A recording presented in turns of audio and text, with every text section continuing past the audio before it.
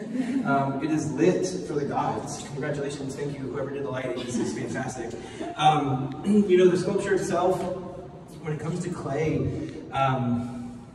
you know, I came to clay organically. I never set out to be a ceramicist. I never set out to work with clay in general.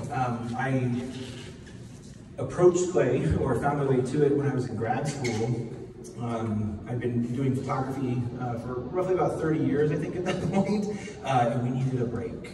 We needed a break. When you have a relationship with your art and you have to put pressure on it to make money for your cost of living, it changes the relationship to the making and the practice of creativity. And in a lot of ways, if you're not careful, it will take away the creativity. So in grad school, I was cranking out a lot of photo work, and I was working on a very specific project, and it just so happened that the ceramics professor gave a very terse read on my imagery, because it was a multidisciplinary program, so it was during a review, and that complete, like, utterly harsh feedback endeared me to her immediately, and I started taking ceramics. So it's like, if that's the type of feedback you give, I want to be around you, because you're going to make me better.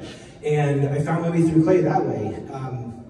And it came at a really opportune time, not just because I needed a little bit of a time out from photography, but it allowed me to just start a whole new investigative process. Photography stopped holding any mystery to me. That's the downside of grad school. I encourage you to go to grad school, but also be aware that you really become intimate with what you're making and the process that you're making. And what can happen is you're kind of like, oh, I finished that book. And it just changes the relationship with it. So this and being able to work in ceramics sort of reignited my creativity and reminded me a lot about why I love the art of making in general. So it freed up a lot of space photographically for me as well. So I've been doing ceramics since about 2017, and I now have it as like an added practice. And for me, it's something that's so emotional and meditative in how I approach the work, and it's so free and exploring. You know, with photography, it's so precise in how I execute my photography. It's usually at somebody's hired me to do something, so I'm executing somebody else's vision. This allowed me, clay specifically allowed me to be free and not be precious about things. About a year ago, a very close person lost their battle with cancer, and it was during that time that I sort of stumbled onto this particular shape. This is what is known as a torus or a toroid. It's essentially a donut, but if anybody here has ever worked in ceramics, throwing a hollow shaped vessel on the wheel is no easy feat.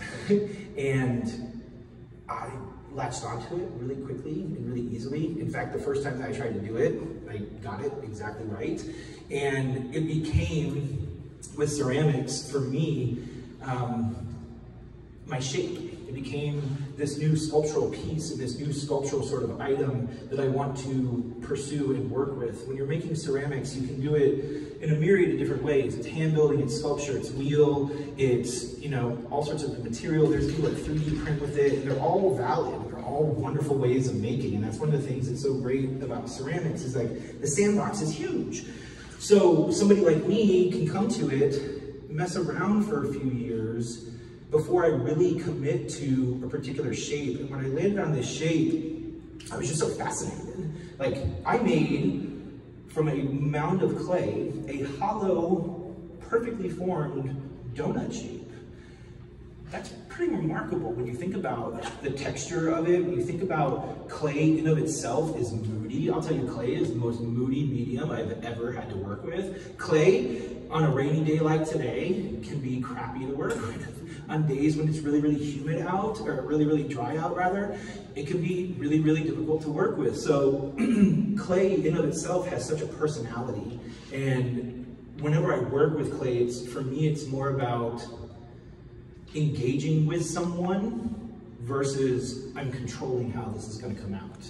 When I create photography, I control the setting, I control the lighting, I control the poses, and the imagery itself is a record of the engagement with the subject, where here, this is so much more about my negotiation with the clay and how it comes out. Specifically for this piece, you know, grief is, so if anybody's ever experienced grief, it is one of the more disorienting and probably the single most disorienting thing to go experience, because this person just doesn't exist anymore, right? Like physically here with you. And I wasn't entirely sure of what it was I was doing when I was making this, because there was a level of exploration that was included with it, but as it started to take shape and as I started to think about glaze application, it really started to get me around the notion of what did this do? Like, what was this? And one of the things I learned in undergrad that was so important for me in general is letting the work talk to you.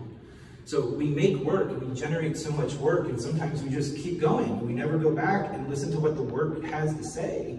And when I let this kind of talk back to me, I realized what I was doing, because we as humans, we're toruses. We are a vessel that is made around a specific axis with a hole through the center. There's a lot of metaphysical applications that come to torus and toroid shapes as it exists. I believe it's connected to the third chakra.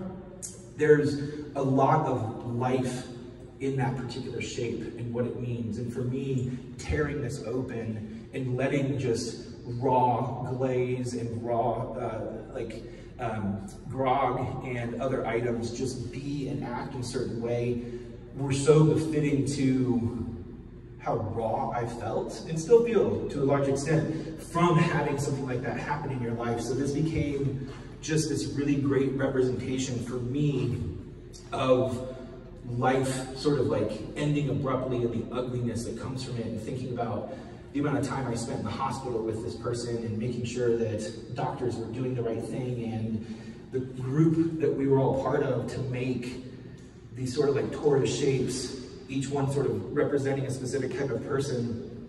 It just all metaphorically came together really, really well. I did not set out to specifically make a piece about grief. It's that I made work and I was in tune with the work and allowed for the work to kind of tell me what it was going to be and what it wants to be. Yeah, I think that's, I don't know. Think of my TED Talk. Any questions? Questions? We have time for questions after each speaker. So yeah, if you guys if anyone have a specific question. Yeah. So you say Taurus? Hold on. You say Taurus or Taurus, is that like the zodiac Taurus? No,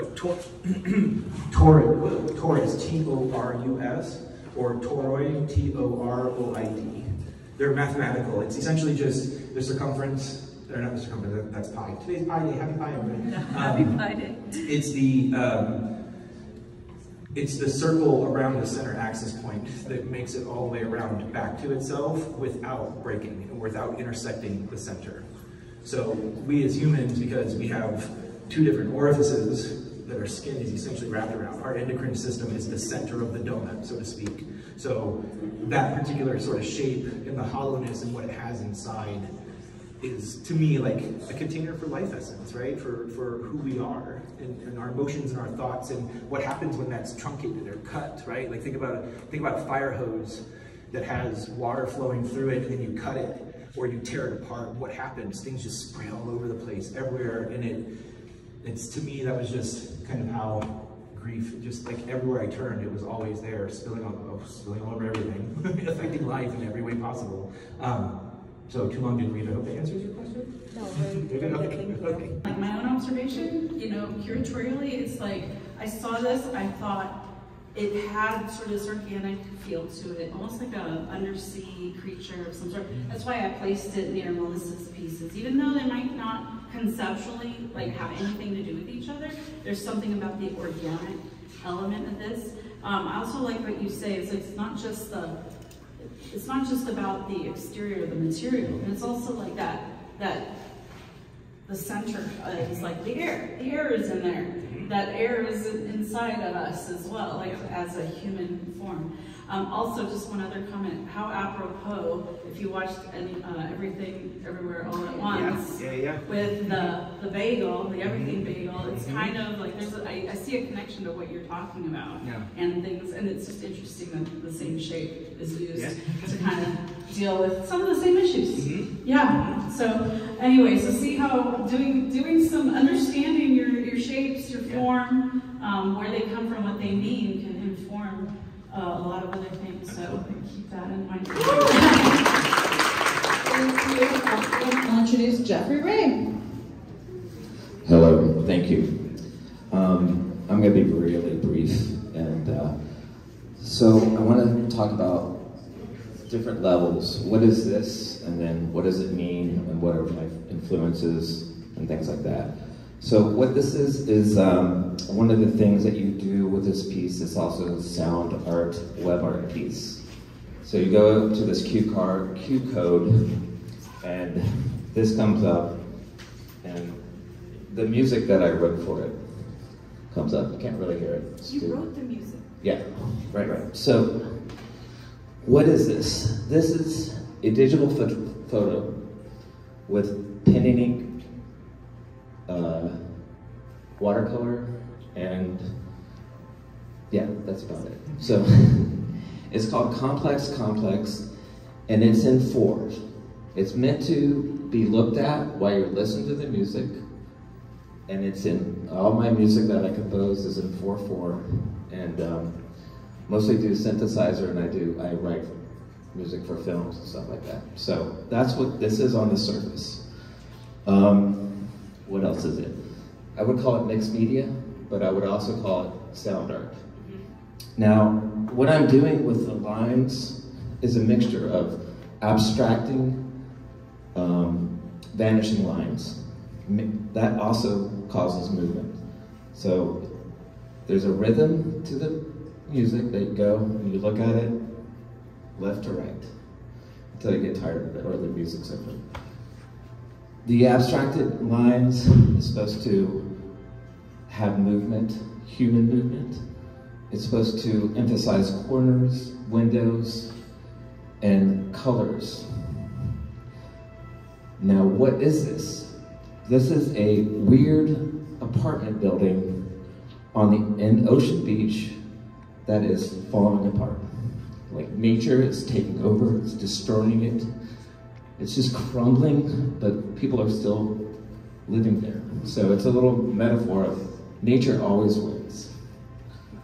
Most of my work has to do with architecture and nature and how one engenders each other, and that's basically how one affects each other. So that's what's going on here. Most of my work takes a couple of years to do.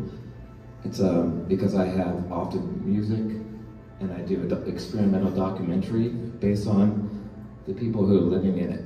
So, and then opening, I normally would have the documentary going, and then I would play music along with the documentary, and it would have, these would be animated, the lines would be animated. So, a kind of experimental documentary going on. What else? The reason why I didn't follow through with the documentary is because this building is very sketchy people, and I just had a new family, and I didn't want to orphan my kids, so that's why that time I did not follow through the documentary. I'd like to go back one day, but maybe with an arm guard or something. But weird building. Just when you're ever in Ocean Beach, look off to the side, and then you will see that building if it's still there. So, the other thing that's happening is this is sound art, and it's graphic notation. Now, graphic notation is exactly like music notation, except for it's more visual and abstract. So this line could mean the Moog synthesizer, and this line could mean like the reverb, and as the music builds, and as you see, the pieces kind of become more abstract and build upon each other. So now, also my work I have enough work to fill this gallery. And I have big sculpture work, big photo work, big, and if I had my, you know, maybe if I was been here longer, I would demand my own room and have, not that you would give that to me, but have projections going on that showed that experimental documentary part. So, let's see. So why, again, at the surface level, I love architecture and I love nature. I studied architecture in school for a little bit. But I love how it relates to nature. Some of my influences are, okay, that's okay. Is Toyo Ito, one of my favorite architects, and the usual like Frank Gehry. Julie Mehutu is one of my favorite painters, and you can see her influence on my work at all times. And Julius Schulman is an architecture, he's like the father of architecture photography. So I never want to be an architecture photographer because he's amazing. I don't like to produce photography that's not abstracted or twisted or something. So that's just my aesthetic. So, but they are influences among other people. So on a deeper level, I grew up in a very horrific household, and my only respite was my grandmother's, and she lived in a beautiful home in Arlington, Virginia that had nature in the house, and a little forest next door. So that was my little escape. So maybe when I'm seeking art, I'm looking at people's houses, a better place, utopia, and how nature reacts to it. Let's see, my next projects, I'm working with the Salk Institute.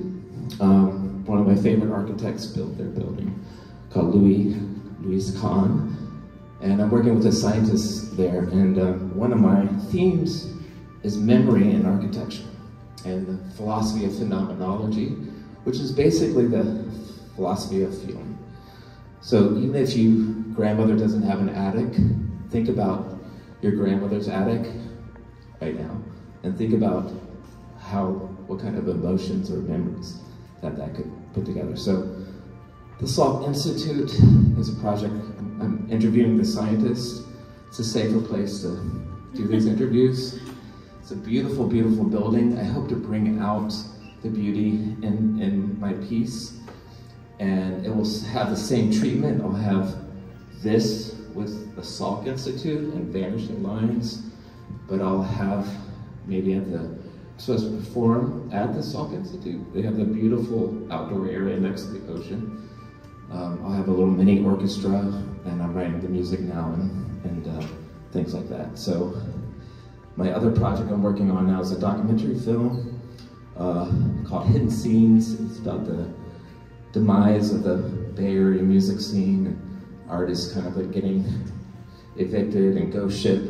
My best friend died in the fire, so it's kind of based on that. So it's like, these are all projects, and they all will have similar aesthetics and explorations of buildings. Even like Hidden Scenes has talk about buildings and eviction and stuff like that. So,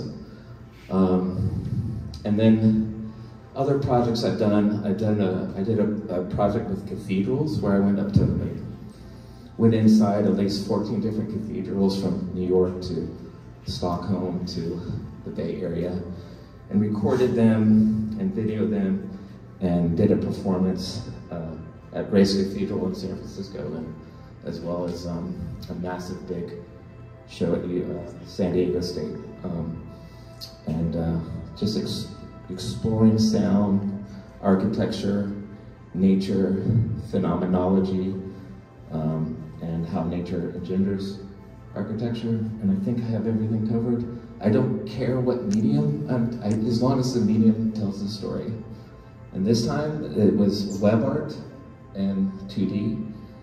And then the next time I do augmented reality, where you go up to, I did a piece on the Reno Mountains when I was teaching there, you take your phone and the mountains kind of expand off of the, and hopefully I'll be able to show that again.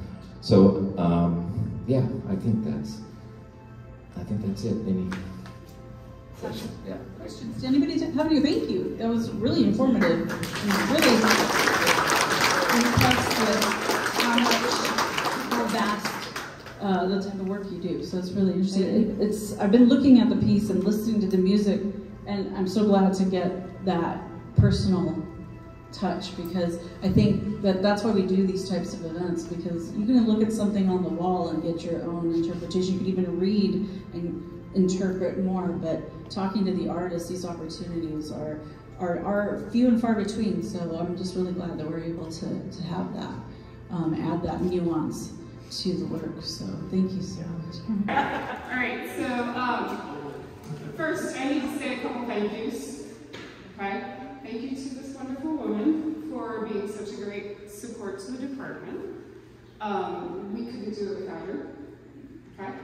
I also want to thank our wonderful students that work with Michelle. You all just really make this place come together. They rock. Yeah. And then also my dear colleagues. I work with the best team. They're awesome. Okay. And it just makes coming to work every day amazing. So, got a question for you all. Who's not a designer in this room? Who's like, you know, got drug along as friends and family, or, you know.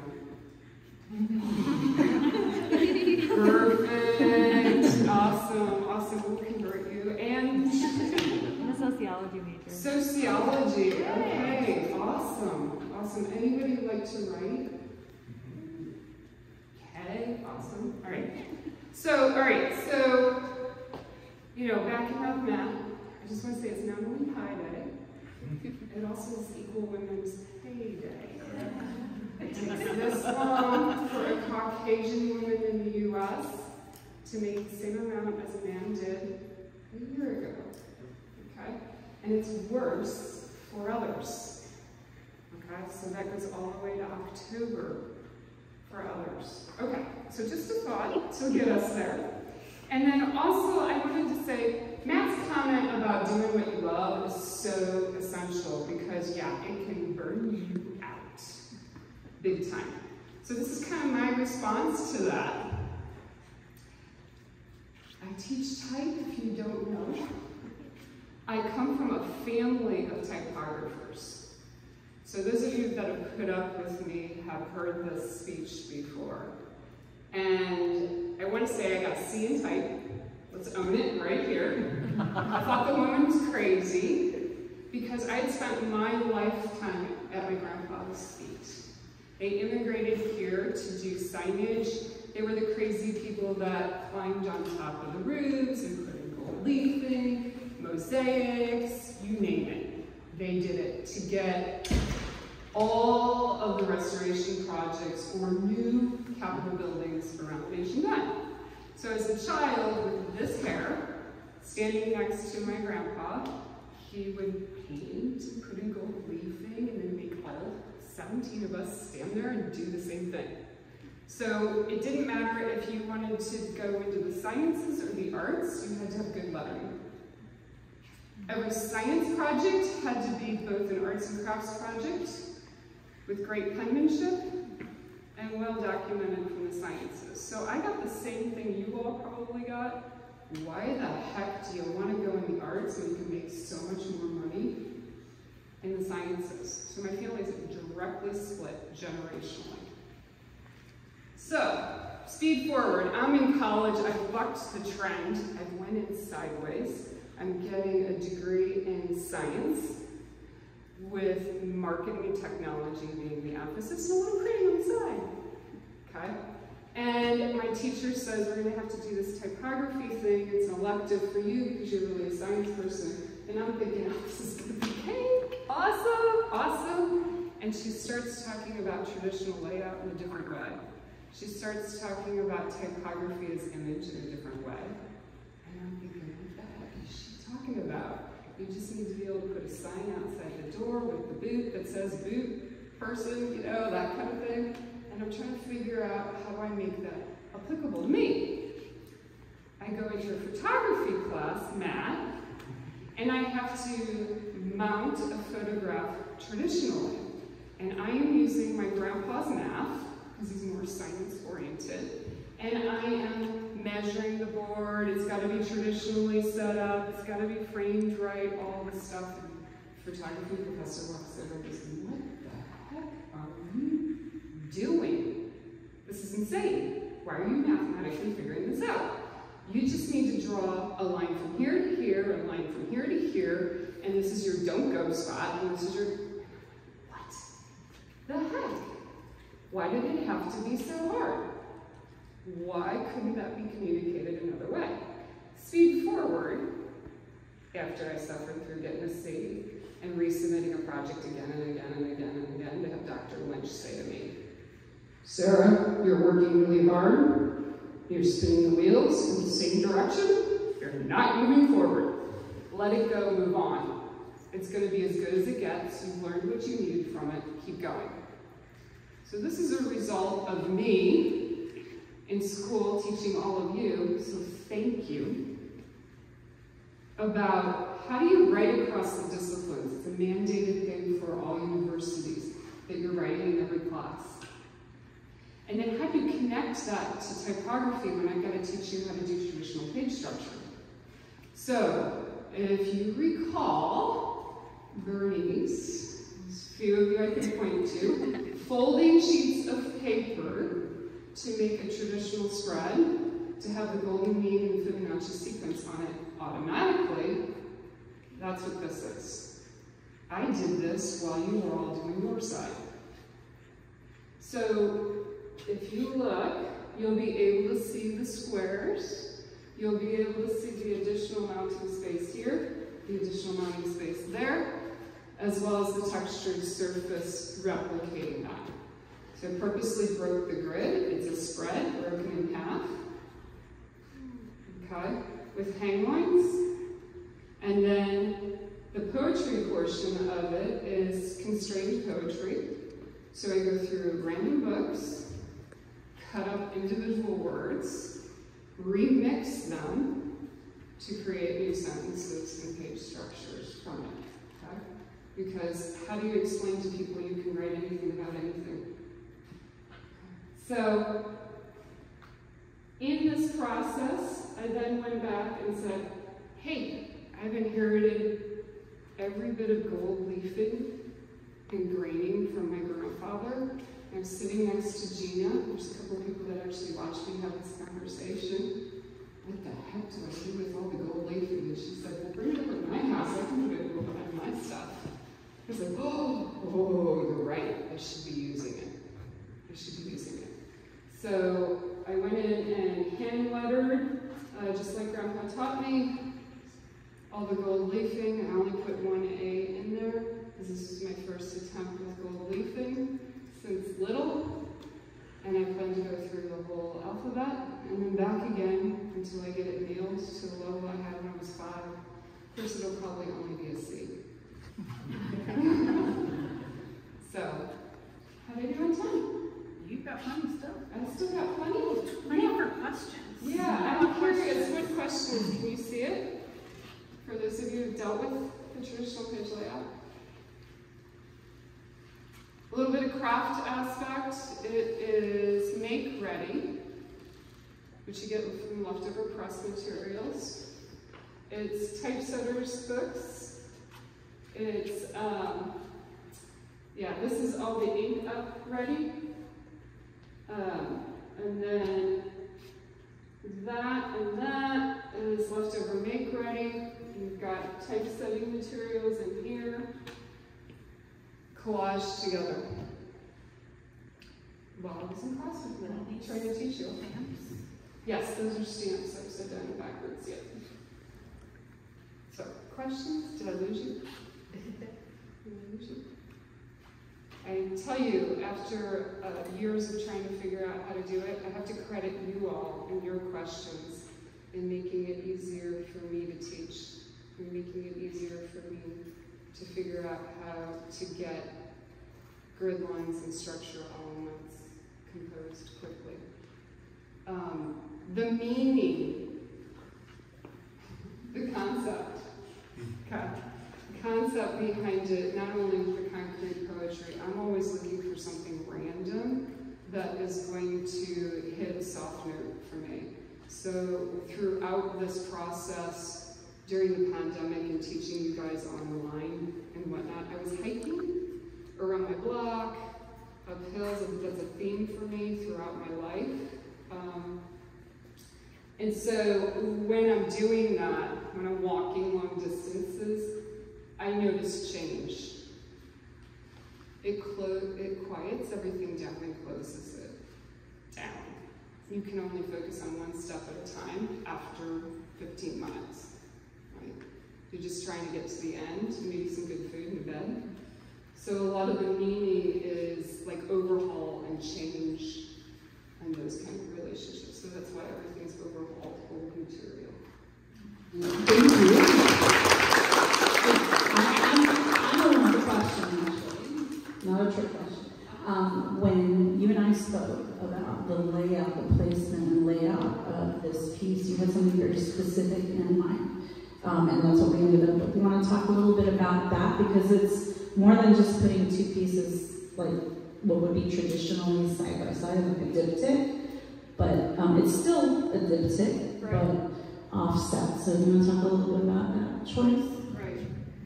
So I'm curious, I just feel like I should just hand it over to somebody that suffered through this stuff, and I can pick a lot of you if you're in the midst of it right now. So with a spread is two pages right next to each other in a book, okay? And typically you're going to see one line that goes across the whole page that all the text hangs off of. And in a traditional one that predates calculus, you are going to do that off a Fibonacci sequence, which is pi. So it's appropriate for today. In that scenario, you need to have everything equally legible. Not necessarily dealing with the readability, okay? So equally legible. The whole page has to be equally gray. So in the process now, in a different era, we're trying to figure out how do you break that and still pay homage to it. So I do have that hang line going across subtly, but I not only wanted to break the hang line on each individual page, but also on the spread, and then also the spread being broken. So out of order. Because hiking, man, you get broken down. Life breaks you down. Okay, so any other questions for Sarah before she steps too far back? I love that both of we've been talking about geometry a lot. Interesting. Well, it's funny, a lot of people think that there's no math in art. Right. But there is. There's absolutely math in art. And you do yourself a disservice if you don't engage with it. Yes, because you need balance, and for balance, you need to think of math right now.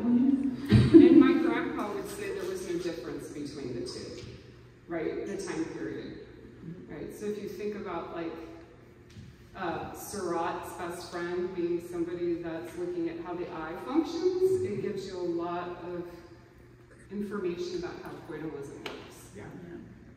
This is where history is important, and art history is important, and science is important, and art is just a conduit. It can be a conduit of everything and anything all at once. Let's Thank you, Michelle. Good to see everybody here. Thank you for coming on this rainy day. It's become kind of the norm here. So I just want to tell maybe a little bit about my trajectory as a designer, how I got here, and what this exploration is about. In a little bit about me and my background. So my grandfather actually was a printer. He was a commercial printer, and so I wrote in my piece on the wall that Ink is in my blood. I think it was something just from when I was little. My grandfather would bring home all kinds of printed things and memo pads, and I just loved anything on paper. And so now anything that's on paper or made of ink, that's just my happy place. So I'm a graphic designer. I love working on the computer, but I equally love working in traditional materials, working with my hands, and I very much do a process of analog, digital, analog, digital, analog, digital on the same piece. I love the flexibility of that. I love that I can manipulate things in the computer, print that out, rip it apart, literally, put it back together, print it, scan it, do it all over again. And mashing images and type of that together is just, what could be more fun? I did not really grow up as a kid that was the art kid in the class. There was always somebody so much better than me.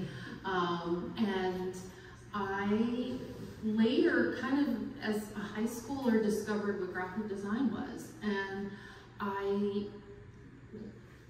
this is going to sound so old, but the old timers here will remember the show 30-something. And I was town in Philadelphia. Exactly. It was set in Philadelphia. I grew up in Philadelphia, and it was kind of the show of the age. And it was about some advertising guys. And so it was like Mad Men of the 80s, maybe. But it really was the first time that I saw what could I do as a profession with my art. And I think we all, as others have alluded, we have struggled with the, from our families, what are you gonna do with an art degree? And I was but this is a profession. This is using words, and I love words, and I love making images, and it was just the combination of everything together. So,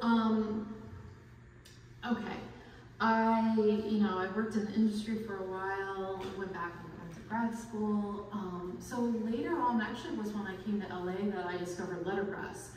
And this was kind of the next new thing for me of how to be tactile, how to use type, how to use ink, and then also I was finding digital ways to do letterpress. So I learned how to do make plates that could be then used on the traditional letterpress. So from Illustrator or InDesign, I could make any kind of type. I could make pages of type. The possibilities seemed so open, and tapped into my abilities that I already had as a type designer on the computer, but I could do it in a more analog way in letterpress. So I love that. I took a couple classes at Art Center in letterpress, learned how to do this photopolymer plates that are generated from your computer file, and then you can print, as I said, on letterpress. So more on that in a minute. Okay, so as Sarah said, fast forward to the pandemic. And, I think we were all struggling in different ways. And I think, one way was, what kind of art do you make when you've been cooped up with your family and you have kind of limited access to studios? I mean, I think finding something you could do at home in a safe environment was, a challenge. So I looked into, well, what if I always wanted to do but I haven't done? And so cutting linos was one thing that I had never done. So doing linoleum cuts, I could do at home in my studio space at home. And I loved how low-tech it was. It's literally a piece of linoleum that you use a knife to make either low areas or high areas. You ink it up, you put some paper on it, you smash it down, and you have a print. And you can make hundreds of them from one lino. I love the simplicity of it. I love the tangibility of that. So some of those some of those are here. You're going to see this is a lino here. But one of the other aspects I explored was doing photopolymer plates completely at home, completely DIY. So that's what this set is here.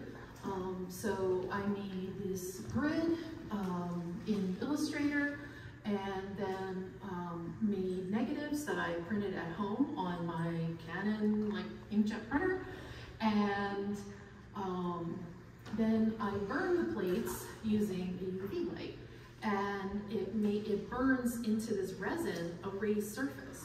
So it's like a light sensitive plate that will burn a relief image into the plate. So anything you can make in Illustrator, any kind of type, any kind of image, you can do as then individual plates burn, and ink them up, print them on your press. I have a little tabletop press at home, and I really just wanted to kind of explore different materials, different ways of making grids within grids, like meta, there's a grid there, and then there's a grid there, and then all of them make a grid, and but they're different materials, different ways of approaching the grid.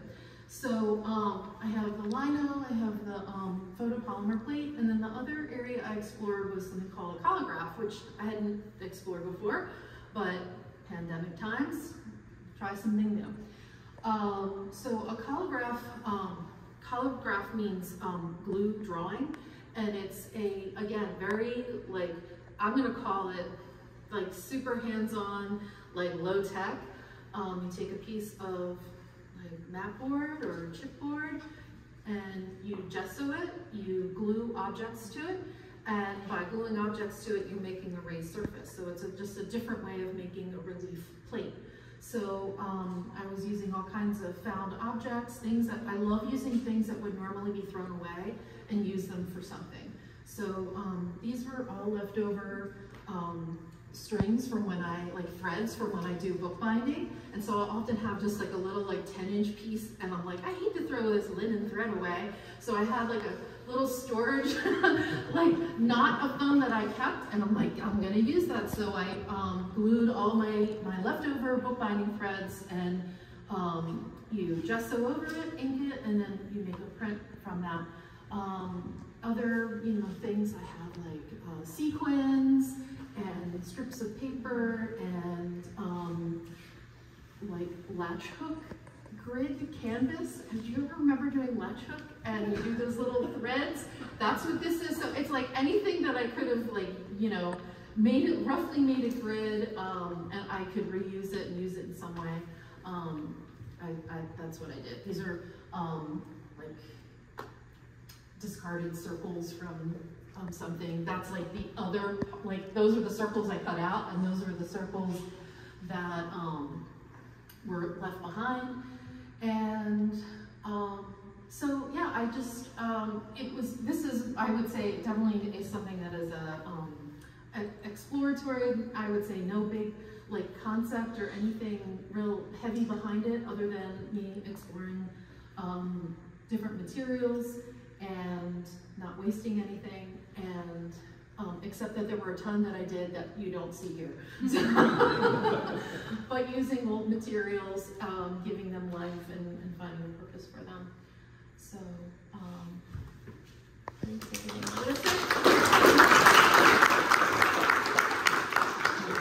curator is a good designer in me always comes out. So, and I think you read something in your explanation of your artist statement about the work, the connection to quilt making as well, and textiles and things like that. Mentioned textiles? I thought you did sewing. Definitely sewing. Okay, so, that was it. No, but it's interesting. I mean, maybe subconscious, maybe not. I mean, when I see somebody, and you also asked to present your work in a particular way, in a particular placement, this grid-like formation, which, your explanation of grid within grid, but also I maybe subconsciously, I see the connection to quilt making, this idea of the patchwork being brought together, one square coming together with other squares to make one big square is interesting. And I for me, that's something that I just saw in this. Again, curatorially, conceptually, saw something like that in there. So again, placement of work and how to place the work is something that, you know, an artist oftentimes connects with their concept. So thinking about the work that you create, it's not just the object on the paper or the visual on the paper, but think about the presentation of your work in a group. How does that work? How does that communicate and support the ideas that you're trying to present, like the grid within a grid within a grid idea. So, any questions? Sorry if I read more into it than No, I'm glad you mentioned sewing. I mean, I will do pretty much any kind of art or craft material there is. I mean, this is, like, printmaking is one thing that I'm very interested in, but sewing, embroidery, machine sewing, I mean, and I think like all of those are legitimate ways to explore making typography, for making artworks. I mean, I think just being open to whatever kind of material you like working with, I think is, I mean, my students maybe are hearing a little bit of now where my mindset is in that, like, you know, work off the computer, work in a material and take a photograph of it, make a scan of it. It's so easy anymore to do that, and so I really love making things physically, and then that becomes my piece. That like maybe isn't represented so much here because these are relief, like prints from reliefs, but just general mindset, I really love that. Yeah, I think that the physicality of working with the materials themselves, like the hands-on, it does give you another layer. Not just layer, I mean, it could give you a conceptual layer, it can give you layers in the craftsmanship and in the technique, but it's also, there's meaning to that, to using those materials in a particular way. The word I use a lot is authenticity. So I think like a lot of times as designers will try and make it look like, oh, I'm gonna make it look like paint in the computer. Well, why don't you make that thing with paint on paper and take a photograph of that rather than trying to emulate that? So that's just a more authentic approach, and so that's a little bit of like where I 100%. It's a difference between, you know, good art and, you know, mediocre is when you take it to the other level, you know, that's important. But then also the computer isn't the way to make everything. Right. So it's a tool. Yeah, yes, it's one of many things that we can use. Exactly. Any questions for Alyssa before we move on? Thank you so much. It was great.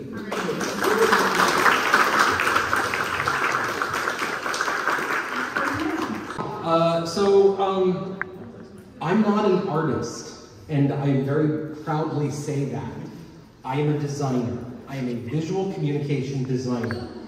I figure out what my goal is going to be, I figure out what my message is going to be, and I then create around that. I do appreciate exploration of the arts. I appreciate art museums, but my husband will tell you, I go in and I see a Cy Twombly, and I just am like, I don't get it. I'm lost. So when I go to approach something, when we were asked to participate in this, I really had to think about, like, what am I doing currently that is artistic, or what would be good in a show? And we were in COVID. And over the past few years, I've been teaching a class called Visual Thinking. How many of you are in it or take it with me? I recognize some faces. It was a new class that we were teaching, and I had never taught it before. We had never offered it before. We had a seminar class that was kind of the basis for it.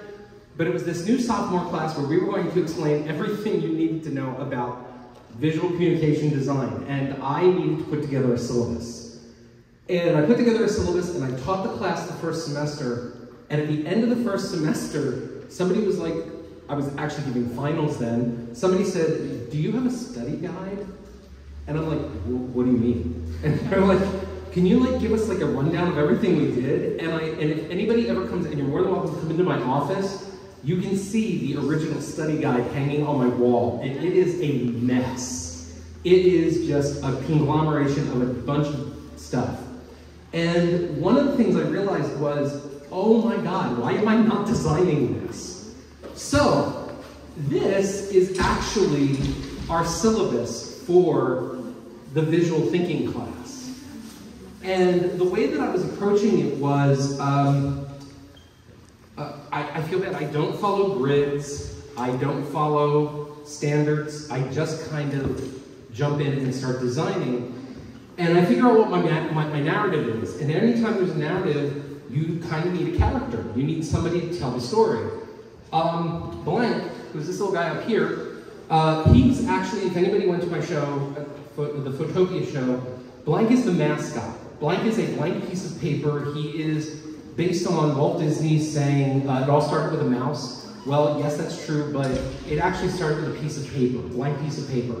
And so to me, a blank piece of paper is the most amazing thing because anything can happen on it. So blank is my guide for this. And what's the thing I always talk about in class? How do we learn? It's a merry-go-round. It's very hard to find a beginning and a middle and an end to learning about anything in the arts. It's a moving thing, and you kind of have to jump on. And you keep going past the same stuff over and over, and every time you go past it, you learn a little bit more. Very much like Sarah, I did okay in my printmaking class and in my typography class, but I bombed in art history, and I bombed in a bunch of other classes that taught a lot of the basics. And one of the reasons was, I came up in the 80s where the basics were kind of not really established. Graphic design was only being taught in colleges for about 30 years at that point. So there weren't a lot of books on visual communication design. There was graphic design, and there was art, but there was no visual communication design. So one of the goals I had in this was, how do I establish everything you need to know? And so it actually started with the principles of visual communication design, and I realized that my students weren't remembering them, and so I gave them the acronym BUMPER C, B-U-M-P-E-R-C, which, if balance, unity, movement, proportion, emphasis, and rhythm. And then one day it occurred to me that there was this thing called illusion that we do, and I went, oh, let's put the I in there, and I got bumpier C. And I've had students come up later after that class and go, just using the word bumpier C, I was able to get through a crit. Because I was able to go, I can talk about the balance, I can talk about the unity, I can talk about the movement. So I realized that this was now becoming something that was an education sort of guide. And I didn't want it to be boring, I didn't want it to be, a textbook. I wanted it to have fun. So I used a lot of color, I used a lot of character, I used a lot of stuff. And it's just an information graphic. And like I said, it grew from the principles, it then took in elements. The structures are based entirely on our curriculum here, where we have 2D, 3D, 4D, 5D, and illustration. These two circles was my big revelation that I had when I was in grad school, when a professor once told me, oh, well, the Bauhaus is basically the combination of art and craft, and what overlaps is design. And I went, oh my God, that's amazing. And then I went, well, wait a minute, if it's visual communication design, because design could be anything, but if we put a visual in there, now it's visual design. And if we put the message in now it's visual communication design. And so, to me, anybody who is studying in the VCD program, you have to understand visual, you have to understand art, you have to understand craft, but you also have to understand how to make a message and what that message is. So that's why we go into all these little details of this. So those of you who are in class, tomorrow, we're going to be going over all of this. So, I don't know what else I can tell you about this. Does anybody have any questions? I love it and I want a copy of it. Hopefully it becomes a textbook. That's the goal. I just sometimes because I work with a lot of graphic VCD majors here at the galleries doing marketing campaigns, and sometimes I'm having trouble expressing oh, I want you to do this. And so this is really could be helpful to me, even, just to be able to communicate better when we're doing the edits and stuff like that. So anyway, any other questions directly for Ray about this? And then we're going to move over to Ray's piece in the other room. Any questions about that? Okay, go for it. So we're going to just... Question. Oh, so sorry. How long did it take you to make the overall study guide? Okay, so the original study guide, literally I sat there with one of my, I had two students who would come and visit me a lot. Come and visit me a lot. And I was like, okay, let's talk about this. And I drew it all out. And then I kind of laid it out and I printed it out, put it on my wall. And then the next year I went back and redesigned it. So every year it's been an iteration. This actually came into this iteration as soon as the classes were over last spring. Because I just got done teaching and I was like, Michelle's like, don't forget, you have a show in the fall, or in the next spring, and I'm like, okay, let me start working on this. So this was being done in the background of Photopia, and then once Photopia opened, I could concentrate on this. So it took like 1 semester to get it done. A lot of it was just trying to figure out like what the relationships, and that was kind of the key for this. It's more about the relationships and how things are relating to each other, because that's the one thing I missed as an undergrad. I didn't understand why I had to know this when I was doing something over here. Now it's like, oh, of course, they all are connected. So. Vocabulary is super helpful. Okay, yay, hooray. Let's move over. And we're back with Ray. And after Ray, I know that Anthony and his class and Jeff and his class are here as well. We're going to hit those 2 professors right after we're done with Ray here. So Ray, please take it over. Okay, so welcome back from intermission. This was actually a piece that I wanted to do where I did have a message, and it was a thank you. Last semester, I took a bunch of students to Las Vegas to go to Lost Spirits Distillery. They gave us about $2,000 worth of tickets to take kids into there to understand how rum is made. So I decided I wanted to do a thank you for them by creating a poster. So here it is. The idea behind this was that I wanted it to be very stylized to make it feel like it was Vegas-y, but it also, hey, you're here. It was very Vegas-y, but it also, there is this weird sort of steampunk sort of feeling to this place. And if you show pictures of, like, who went there last year?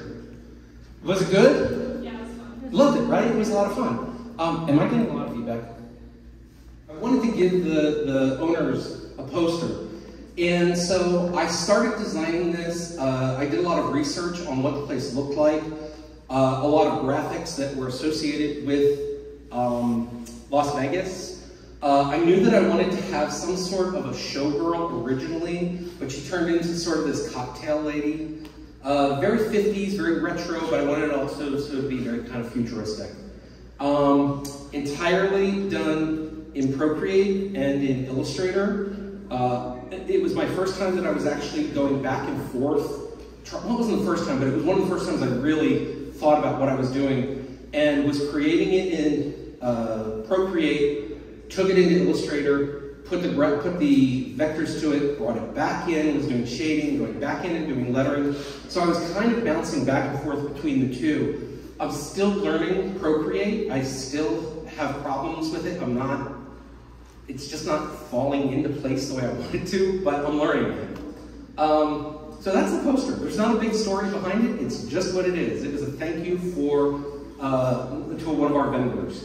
So, any questions on this one? Yeah? Why didn't you include the talking parrots?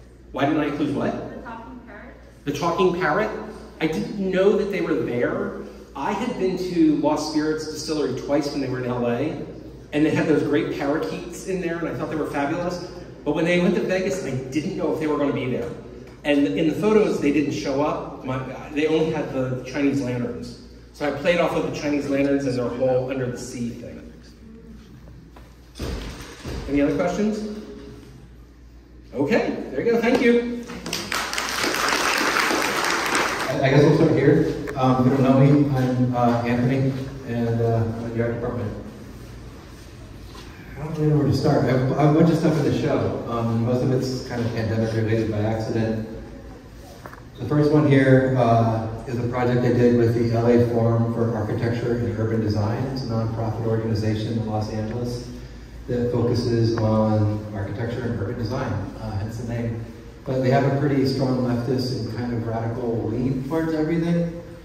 This is the first project I did for them. I've done a couple more since. But, they contacted me kind of right before the pandemic, I guess, and said they had a recording of the sounds of Skid Row to Central Market and back. They did a walk from those areas to each other to document the audible gradient of poverty, which is kind of an interesting way to say it. But if you listen to the record carefully, you can hear the sounds of Los Angeles from the very lowest to the very highest and back. They had the idea of putting it on a record, and they asked if I'd be cool with that. I was very immediately excited about that because, much to my wife's disappointment, I have thousands and thousands of records in my living room. So it sounded like a really kind of dream opportunity to work on it. So what they did is they provided me the audio and they gave me the Google Maps directions, and I rode my motorcycle to Skid Row and I parked it, and I walked. And it wasn't that far of a walk. I think maybe like 10 or 15 miles round trip, which is fine. And I photographed everything in the process. It's also the first time I've seen a lot of really unpleasant stuff, and it was also that weird moment where the world hadn't shut down, so it was kind of a cool opportunity to see everything without knowing what was on the horizon. In the process, you see things like really functional mass transit and really dysfunctional mass transit. You see a lot of odd stuff. I saw a Lamborghini parked in front of somebody that was smoking crack on the sidewalk. And so there's these weird juxtapositions that I think LA is kind of known for. This is technically a newsletter or a book. They put out a couple of these a year, and that folds into a 12 by 12 inch square, which is the size of a record. Nonprofits always have a limited budget, so we can only go 2 over 2. I found the PMS colors for the flag of Los Angeles, which are red, white, and green, which is perfect, same colors as Mexico, not surprisingly. The typefaces that we use for the project are Interstate, which Los Angeles is largely obliterated in functionality by the Interstate, and Courier, which is the typeface that built Los Angeles. I've given this lecture twice this semester, so I apologize for people that are in my class. Courier was designed to standardize the time it took to read a script. So Hollywood being quintessentially Los Angeles, and the Interstate kind of obliterating anything good about Los Angeles. One side is Interstate, one side is Courier, one side is green, one side is red. The photographs in there are photographs of Los Angeles from the walk, and close-up of my record player at home. I think that's all I have to say about this guy. No, the LA Forum for, the writing. The writing's far more interesting than me. If you do have time to read anything, I would encourage it, because it's got a lot of articles by radical Latina feminist authors. There's writing from like a queer perspective on urban planning. There's lots of really cool stuff that's far, far more interesting than me. That's what I got for this guy. I want to scoot back at 2 feet. And I got this dude right here, which was accidentally really on time. Nadir Tarani is an architect, a very famous architect, and California Pomona hosted him for a winter workshop, and I was hired to design a book to cover the workshop itself. I self-hired 2 student designers, Daniel Sandoval, who's now art director at Designery, and Joshua Hammock, who's now art director. He left his job recently for a new job. But the book, I think, is technically out of date for what Michelle asked for, but it seemed very topical because the whole prompt for the writing was what the future of a design school could look like, or what the future of a design studio would look like, where you remove the concept of geography being a prerequisite for attendance. And everything was about process, which is also kind of a recurring thing. So the book opens up, typeface is Neutra. If you're not aware, The E&B owns the Neutra House, which is a really amazing house in Silver Lake. I would encourage you to go there. They have a lot of art openings. The writing of the book was done by Nadir Tarini and the actual students themselves. So when you get to the student section, instead of copy-pasting the Word document, we screenshot the actual Word document, kept the bounding box in InDesign, and some of them, the one I picked unfortunately doesn't, has all the markups for the edits. The text edits are made by the director, the other designers, exactly that. Because the process, to me, is always far more interesting than the final piece. It's also going back to this, doing the walk from Skid Row to Central Market and back was far more interesting than sitting in InDesign and laying out a record cover. This celebrates the process of student learning and then questions what the future of design studios actually looks like, which is fun. And it was really cool to work with Nadir Tarini. He's kind of a rock star in that industry, and his teaching chops are really impressive. I think that's all I gotta say for that one. Joshua Hammock and Daniel Sandoval did amazing photography though. And the writing by the students is probably far more interesting. You want to talk about these really quick? Yeah, these will be super quick, because they're not really super interesting. But they're fun. And, it's a little tight back here, but we can try. You know, I remember in the spring of 2020, I got a call from Alyssa, actually. Everybody come on through. It'll probably be better for everyone if you just come on over. That way everybody can see. We're going to meet you guys over there, okay? We're going to close campus for 2 weeks to flatten the curve. And that turned into 3 years. Yeah, 3 years ago today? Or no, I think it's... Really? Yeah, it's right about now. I remember, I frantically walked around building 13 and kicked everybody out. The last student I talked to was actually Ali. I don't know if you realize Ali. And then I got stuck with what the hell do you do with kids during the pandemic, which was terrifying because as a parent you're trying to maintain a veneer of normalcy, and this is only going to be 2 weeks, everybody's chill. So I tasked my son and daughter to help me paint stuff. I did like dozens and dozens of canvases in my backyard. I let the kids pick the colors and the tape, and it was really just a matter of keeping them busy and pretending like everything was cool. This is how they turned out. And they're very sentimental to me because of that weird sort of moment in history. So it's a collaborative. Yeah. So my son's 15 and my daughter. Should put their names up. I think I talked about it. But, probably should have put them on here. Probably should, yeah. Sorry. But that's what those are. And if you look for meaning in them or anything, you're not going to find any because they're really just sort of a snapshot of this sort of terrifying idea of the world ending in 2020 that we all experienced. That's all I got on these guys. All right, so let me borrow that for a second. All right, so this room, by the way, is the abstraction room. As you've been experiencing all the work behind us and around us. This structure right here is a lot of graphic design work that relates to BCD and the rest of the college, architecture, urban and regional planning. So that's why we put these things together. I'm just giving you a little bit of the curatorial insight to how we lay out the exhibit. Let's go back to that room over there. Let's talk a little bit about your street art, and then we'll call it a day. All right? All right, here you go. Okay, cool. Hi, again. I hope you remember who I am. I'm not totally sure what to say about these. There's 3 pieces. There's the skateboard on the pillar. There's a big one over there, and then there's this one. I grew up doing bad kid stuff. I don't know. A lot of people in graphic design, when you guys get into the industry, you'll see that's kind of a common thing, that there's a lot of old skateboarders or BMX riders or graffiti writers or kind of all of the above that get into graphic design. And I was the cliche one of them. So since I was about 15, which is a million years ago, I've been painting some semblance of her.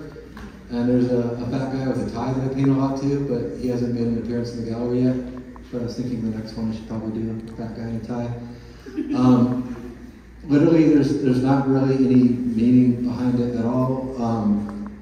Much like the Nadir Tarini book or the LA Forum book, the joy is in the making. And when I paint, I enjoy making far more than I enjoy completing. I see it more as almost like a dance than a piece of art, because I just kind of show up and do my thing. I didn't have a sketch or really a vague idea. I just kind of, she let me borrow the ladder and I plopped where 2 little dots where the hands would go. And one little dot as high as I was willing to reach. I'm terrified of heights, so it was hard. And then I just kind of go to town. I didn't know that. Yeah.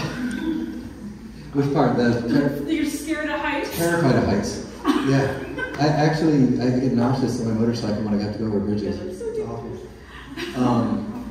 So yeah, so that part was hard. I do a lot of work for nonprofits, right? So Nadir Tirani, that was a nonprofit project. The LA Forum, that was a nonprofit project. Maybe last year, the year and a half before, I did a fundraiser for Races, which is a nonprofit group in Texas that helps undocumented immigrants, especially children. And it was sponsored by a corporate client, which is fun, because then you can way overcharge them. So I way overcharged them, and I bought a shit ton of paint, like way more than I ever need. And this is all leftover paint from that, so I didn't even have a color palette. If you look closely, I actually ran out of blue halfway through, so that's why her shirt changes colors, because I didn't have enough blue, and I really didn't want to buy any more paint. Yeah, I mean, so that's kind of all I had to say about that one. And again, you'll see her on the corner, and you'll see her over there. That one there, we painted at the same time as the paintings I did with my kids. And again, it's process. So spray paint takes about 6 minutes to dry. When kids lay it down, it can take like 12 hours to dry because they're kind of clumsy. And so we had those 2 paintings on the ground next to that painting, and we would take turns on the collaborative paintings, and then while we're waiting for it to dry, I did that. I never finished it. If you look at her shirt, I just kind of gave up halfway through. And I'm okay with it. It's cool, because it's like I enjoy painting her, and it reminds me of hanging out with my kids, and so there she is, permanently unfinished. Around the pillar, there's the skateboard, which again has the same flowers and girl. That was part of a nonprofit. Once again, last summer, I think it was, I was contacted by a nonprofit organization in Upland that was raising money for art supplies for the K through 12 in Upland. And they were going to be selling skateboards that could be painted by artists that were then auctioned off, which was awesome. I was like, hell yeah, I'd do that. It's like right up my alley. I suckered a couple of alumni into helping me. Noah Cervantes did one, and I forget the other one. But overall, there was, I think, 50 skateboards. I think we raised about 10 grand or something. And that was one of the leftovers, which, again, you're not going to find any meaning other than the fact that I really like skateboarding and I really like painting girls in dresses. And I like nonprofits. And so it was a great opportunity to kind of combine all of those. Again, when you get the corporate sponsor to pay for stuff to help the nonprofits, it's kind of a win-win. That's all I got, right? Have any other pieces? Cool. If there's any questions for you, though, like, oh, there is a question. Okay, come on up. I want to take a selfie there for shoot. So I am an old timer. I came here as a student in 2013, so I watched Acock's work grow over the years.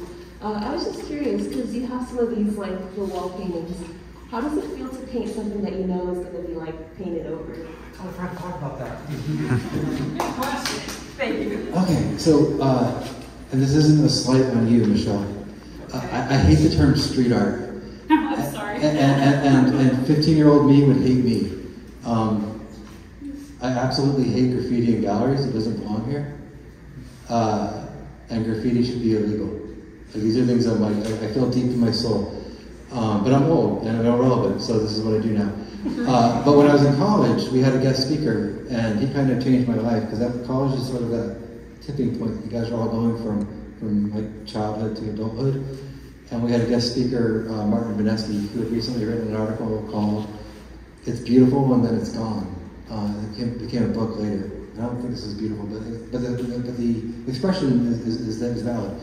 The point is to make stuff, not to keep it. I don't care about, and this is where I piss off art historians too, I don't care about art preservation like at all. I like making art and I like sharing art, and I'm kind of an art hoarder when it comes to student art that people give me or my friends' art. But my art, I mean, there's like a 50-50 chance I'm going to take that painting home tomorrow and just dress it over and do something else, because it's just about doing stuff. So I'm excited it's gone. I'm actually going to ask you to record painting over it, because I'm kind of cool. I'm happy to see it go away. It was really fun to make, and it's super fun to share with you guys. And then it'll be gone. There was one over there in 2013, and it's gone now too. But recorded in photography on our website for perpetuity for as long as those websites are up. And yes, I'm sorry about the street art. It's the art historian in me. That's what we've been calling it for. Well, I mean, because it's neither. It's nothing. Because it's like even street art should probably be outside, right? This isn't a gallery. It's just a fun painting. Right. It's fun. But we've crossed over where street art is in museums and galleries. But I get it. I understand. It's the perspective in which you coming at it from an art historian point of view, where you know we have to label everything. You know, we have to like track the time periods of things because we're trying to record history. You know, and you know artists don't always care about that, even though we've talked about a lot of history informing the work, personal history or history in general. Sometimes artists have an attitude of, but that's not why I'm doing it. And we have to respect that because that's your authenticity, that's your voice, that's your point. Just know that behind the scenes, the rest of us are taking photos, videotaping, and we are keeping, there's going to be a record. It might not be on this wall. It'll be on this wall because if an archaeologist comes 200 years from now and starts scraping the paint down, or if they try to do, you know, the x-rays like they do with the old paintings, it might still be there. There'd be a remnant that might still show up. In fact, a couple of years ago, for polychroma, is Ray still here? For polychroma, you guys did some chalk art in that back room over there. It still shows up every once in a while. And and this is why, anybody have Kevin Moore? This is why we no longer allow for chalk to be used on the walls. Or drip paintings. Or drip paintings. Talk to my students about how we had to, even still to this day, on Sarah's new title wall, we still could see Kevin Moore's drip painting coming on. We had to really sand it off and I had to retexturize the whole thing. And if you look over here, sometimes you'll start seeing some lines show up. That's because we had a student work done with a Sharpie. And so there's this little pink line that pops up every once in a while. So just so you know, there's that art can still sit there and be in some sort of form, maybe underneath the layers of paint. But that's, again, history, covering up history and then creating new history. That's kind of how we function, at least here in the gallery. Thank you to all of the faculty who participated. You make all the difference every day. Thank you so much. And my staff, thank you for staying today and working hard and doing what you guys always do because you're awesome. And I couldn't do it without you. And just a reminder again, last time to remind you all, a week from tonight, from 5 to 7, we're opening Sarah Meyer's sabbatical show over at the Huntley. So please come on by for that. It's called What You Carry, Internal Spaces, Forgotten Places. Very interesting show, and I think you guys will really enjoy it. So please come and join us next Tuesday.